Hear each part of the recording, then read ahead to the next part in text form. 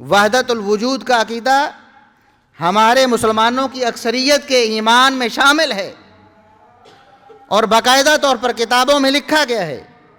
ہمارے بریلوی بھائی تو اور آگے ہیں نا، میں ہمارے دیوبندی احباب کی بات کرتا ہوں، ان کے علماء نے لکھا ہے کہ عقیدہ وحدت الوجود یہ حق ہے، اس پر ایمان لانا لازم ہے اور اس کو چھپانا بھی واجب ہے۔ یعنی ایسے لوگوں کو بتاؤ گے تو سوال کریں گے، پوچھیں گے، اور پھر تم اس کی وضاحت نہیں کر پاؤ گے، پریشان ہو جاؤ گے، اور ہو سکتا ہے تم کہو غلط ہے، ہم پیچھے ہٹتے ہیں۔ اس لیے اس کو چھپا کے رکھو، لیکن ایمان ضرور رکھو۔ وحدت الوجود کیا ہے؟ یہ عقیدہ تثلیث سے بدترین عقیدہ کیوں ہے؟ اس لیے کہ یہاں تین کو ایک کہا گیا اور یہاں پوری کائنات کو ایک کہا جا رہا ہے۔ وحدت الوجود کا مطلب ہے پوری کائنات میں جتنے بھی وجود ہیں وہ ایک اللہ رب العزت کے وجود ہیں، نعوذ باللہ سبحانہ۔ یعنی اللہ رب العزت کے علاوہ دنیا میں کسی چیز کا وجود، کائنات میں کچھ بھی نہیں اللہ کے سوا۔ کیا مطلب ہوا؟ دنیا میں جو بھی آپ کو نظر آتا ہے، آپ خود بھی اور جو بھی ہے، سب اللہ ہے۔ اور اس عقیدے کو میں پھر یہ عرض کر رہا ہوں کہ ہمارے بریلوی بھائیوں کا معاملہ تو اور دور ہے، ہمارے دیوبندی علماء نے اپنی کتابوں میں لکھا ہے، اس عقیدے کی وضاحت کرتے ہوئے بطور مثال ایک واقعہ ذکر کیا ہے۔ رشید احمد گنگوہی صاحب جو ہمارے دیوبندی علماء کے ایک بہت بڑے سرخیل ہیں، یوں کہیں کہ دیوبند کے اگر کچھ ستون ہوں ان میں سے ایک ستون ہے جناب رشید احمد گنگوہی صاحب۔ انہوں نے اپنی کتاب میں یہ واقعہ نقل کیا ہے اپنے ایک بزرگ سے، اس کو توحید کا نام دے کر کہتے ہیں اصل توحید یہ ہے۔ جس طرح عیسائیوں کی توحید تثلیث ہے نا، وہ کہتے ہیں یہ توحید ہے، تین کو ایک مانو، یہ توحید ہے۔ اور عقیدہ وحدت الوجود کو ماننے والوں کی توحید کیا ہے کہ پوری کائنات میں جتنے انگنت وجود ہیں سب کو ایک مانو، یہ توحید ہے۔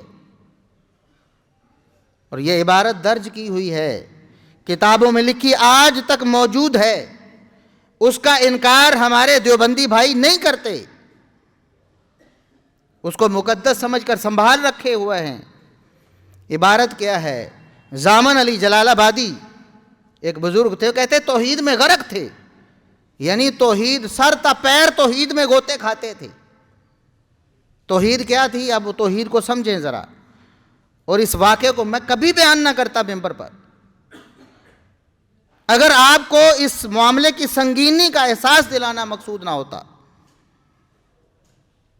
یہ واقعہ اس قابل نہیں، اللہ رب العزت کی توہین پر مبنی ہے یہ واقعہ، ہم اپنی زبان پر بھی نہیں لانا چاہتے، لیکن نقل کفر نہ باشد۔ کبھی ایسی بات آپ کو سمجھانے کے لیے بتانا پڑتی ہے کہ یہ عقیدہ ہے کیا ہے وحدت الوجود سے مراد؟ کہتے ہیں وحدت الوجود اصل توحید ہے۔ زامن علی جلال آبادی صاحب ایک بزرگ تھے، پیر تھے، کہتے توحید بڑی پکی تھی ان کی۔ اب توحید سنیں، ان کے پاس کچھ بدکار عورتیں آتی تھیں، پیر صاحب ہیں، سارے لوگ ملنے آتے تھے، تو وہ بدکار اور فاحشائیں بھی آتی تھیں، حاضر ہوتی تھیں۔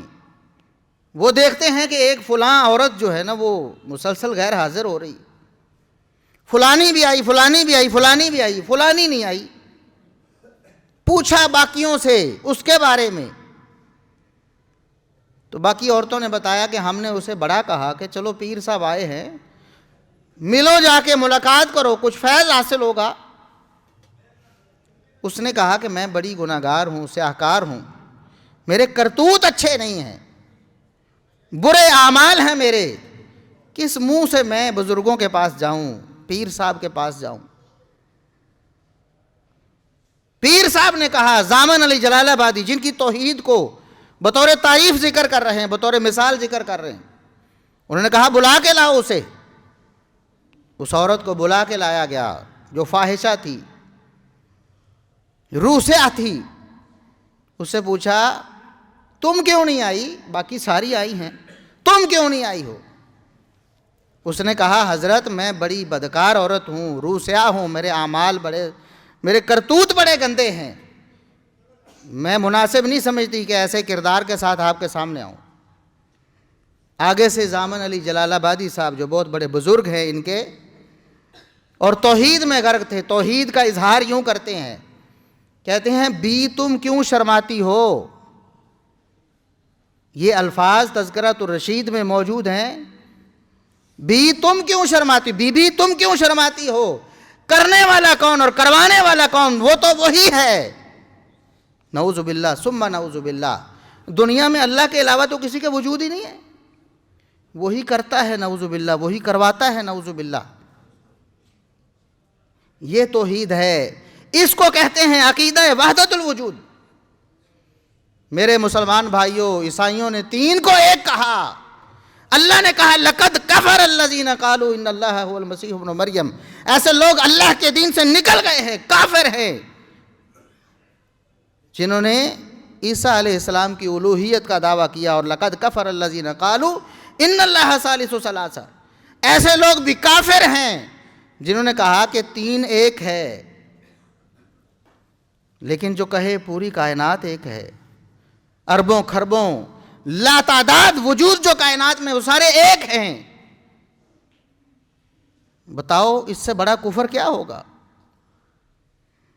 اپنے عقیدے کو دیکھو. عیسائیوں کا عقیدہ یہ تھا کہ تین ایک ہے، اور اس کو وہ توحید کہتے ہیں. اور بعض مسلمانوں نے یہ عقیدہ بنایا پوری کائنات ہی ایک ہے، سارے وجود ہی اللہ کے وجود ہیں. اور یہ صوفیاء کا عقیدہ ہے، ایسا گندا عقیدہ کہ جس عقیدے کو رکھنے کے بعد کبھی کسی گناہ پہ کسی کو کوئی ندامت نہیں ہوتی. وہ کہتا ہے کہ اللہ ہی تو کرنے والا ہے، اللہ ہی کروانے والا ہے. اور یہ عبارت بھی درج ہے عقیدہ وحدت الوجود کے ماننے والوں کی کتابوں میں کہ ایک دن ایک مینڈھا یا بھیڑ کا بچہ بولا بھے کیا، اس نے بولتا ہے نا، تو ایک بزرگ ہیں ان کے جو توحید میں، ان کی توحید جو ہے اس میں غرق تھے. انہوں نے کہا لبیک جل شانہ، اے اللہ میں حاضر ہوں، فرمائیں تو صحیح.